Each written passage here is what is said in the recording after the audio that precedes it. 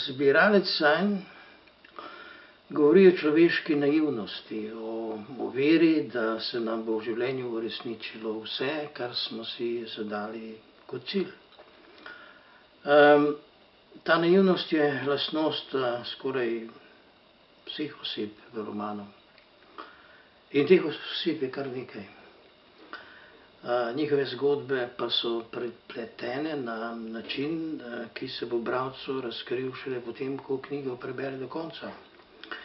Hkrati roman opisuje usode prebežnikov, ki so po drugi svetovni vojni pred komunistično tiranijo pobegnili v Avstrijo in se od tam razkropili po svetu, kjer so tako ali drugače uspeli ali nesrečno končali. V njem je precej avtobiografskih elementov, vendar so uporabljeni samo kot zrna, iz katerih vzklijejo potem fiktivne zgodbe, ki pa so seveda ustrezno komponirane v celoto pripovedi. V romanu je veliko plasti, veliko zasukov in nenavadnih dogodkov.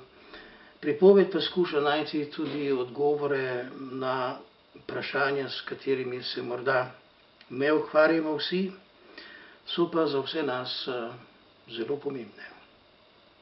Na primer, je spomin res popolnejši od vesolja, ker lahko vrne življenje nekomu, ki že dolgo več ne obstaja?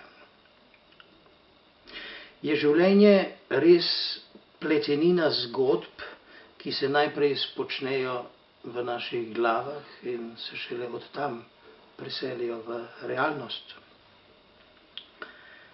Ali lahko režiramo lastna življenja in usode svojih otrok na podoben način, kot režiser režira igralce na odru? Kaj je resničnost in kaj so le sanje? Roman je poleg vsega drugega, kar je tudi, poskus odgovora na ta vprašanja. Seveda bo vsak bralec v njem našel nekaj svojega, morda celo svojo lastno življenjsko zgodbo ali vsaj delček te zgodbe. Bralec je pomemben, avtor ne more dovolj verodostojno govoriti o svojem delu. Moram reči, da branje romana ni naporno. Tisti, ki so knjigo prebrali doslej, pravijo, da je skoraj nemogoče odložiti. To je seveda lepo. In to mi daje upanje, da bo bralcev kar nekaj.